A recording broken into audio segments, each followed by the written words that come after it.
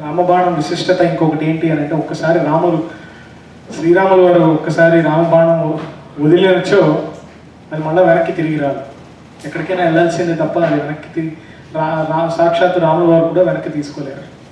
అదొక విశిష్టత అండి. థ్యాంక్ యూ అండి హరి, ధన్యవాదాలు. మన నెల తెలుగు నెలకి ఇంకొక విశిష్టత ఉందండి. మనం ప్రతి నెల మాసానికో మహనీయులు అని ఒక శీర్షికన మనం ఒక్కొక్క గొప్ప రచయిత కానీ కవి కానీ ఒక తెలుగు భాషని అభివృద్ధి చెందించిన మహామహులు వాళ్ళు మన ఈ నెల తెలుగు నెల వేదిక పైన మనం గుర్తు తెచ్చుకుంటూ ఉంటాము. ఈనాడు మన నెల తెలుగు నెల సభ్యులైనటువంటి శ్రీ బసావతన్ గారి వేదిక పైన ఒకసారి ఆహ్వానిస్తూ వారు ఎవరి గురించి అయితే చెప్పదలుచుకుని బహుశా ఆయన పేరు చెప్పి మీరు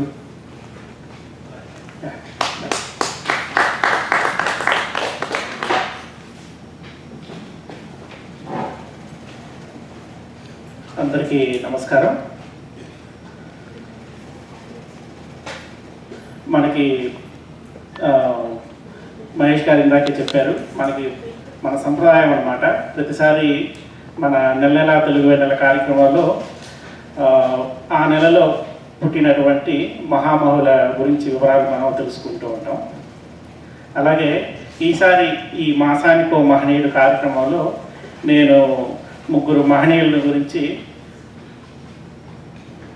ఇక్కడ వారి గురించి కొంచెం పరిచయం చేసుకుని వారికి మరొకసారి ఆ మహనీయుని మనం ఇలాగా స్మరించుకుందాం. ముందుగా ఆగస్టు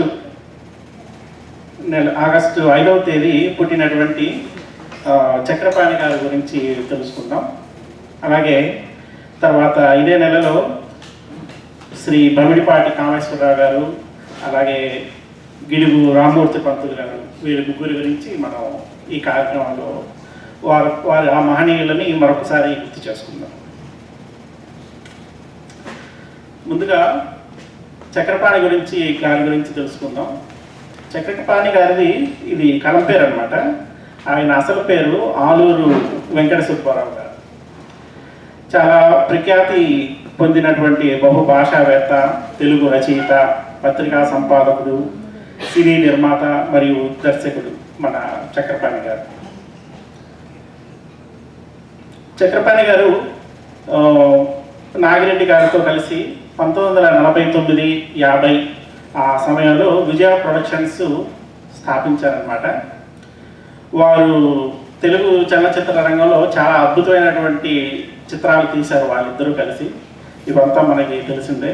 వాహిని స్టూడియోస్ వారు వీరిద్దరూ కలిసి తెలుగు, తమిళ, కన్నడ, హిందీ ఈ భాషల్లో 35 చలనచిత్రాల దాకా తీశారనమాట.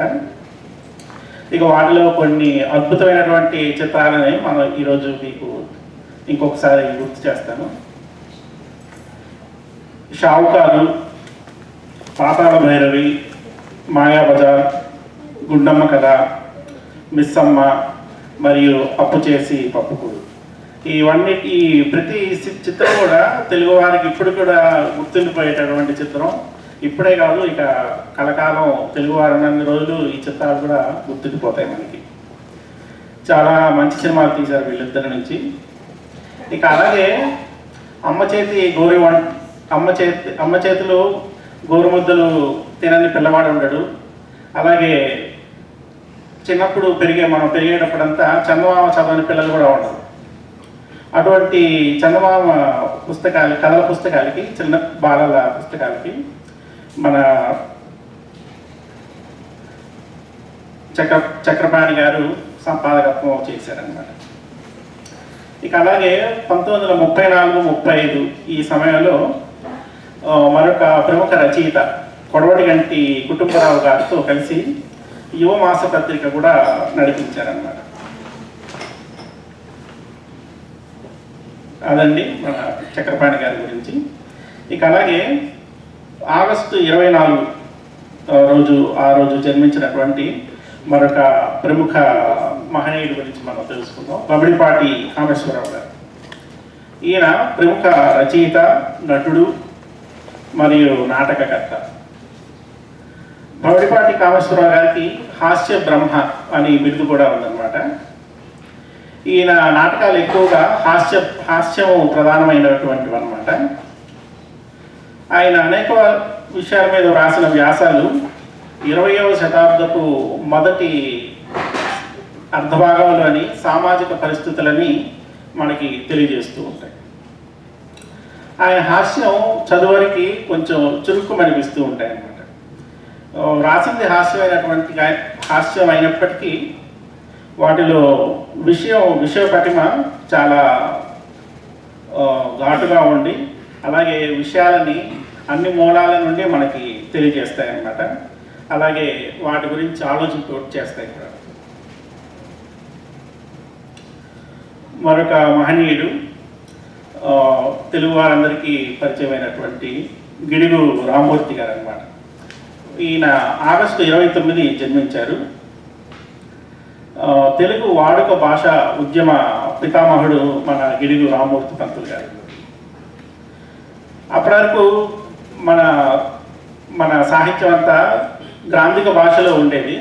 ఆ గ్రాంధిక భాష నుండి మన వాడుక భాషలోకి మార్చాలని చెప్పి ఈయన చాలా పెద్ద ఉద్యమాన్ని నడిపించారనమాట. ప్రజలందరి మాటల్లో ఉన్నటువంటి ఆ భాషని, ఆ అందాన్ని అందరికీ పరిచయం చేయాలనేసి ఆంధ్రదేశంలో వ్యవహారిక భాషోద్యమానికి మూల పురుషుడు అనమాట మన గిడుగు రామ్మూర్తి గారు.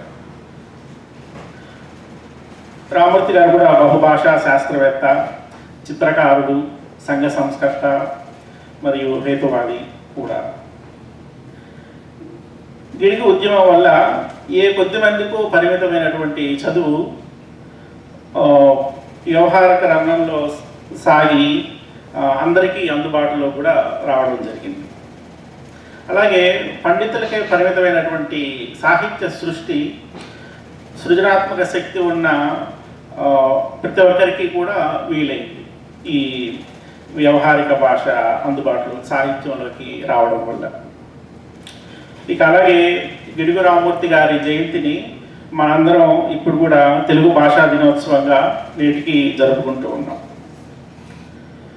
రామ్మూర్తి పంతులు గారు అందుకున్నటువంటి ప్రశంసలు, పురస్కారాల గురించి ఒకసారి చూద్దాం మనం.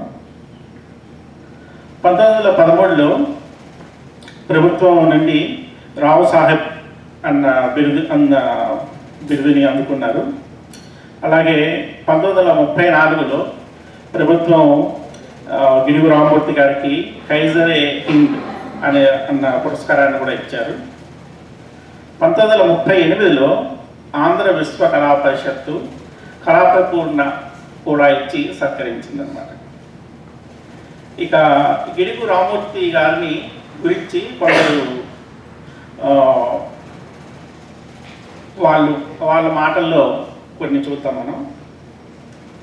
చల్లపిల్ల వెంకట శాస్త్రి గారు గిడుగు రామ్మూర్తి గారి గురించి ఏమన్నారో చూద్దాం మనం. ఏవైనా అభిమానం అంటూ మిగిలిన ఏ పండితుడైనా, కవి అయినా తమ బిరుదులు, తమ పథకాలు అన్నీ గిడుగు రామ్మూర్తి పంతులు గారికి దోసులెగ్గి మరీ సమర్పించుకోవాలి. మళ్ళీ ఆయన అనుగ్రహిస్తే వాడిని తిరిగి తీసుకోవాలనేసి చాలా చక్కగా చెప్పారు చల్లపిల్ల వెంకట శాస్త్రి గారు.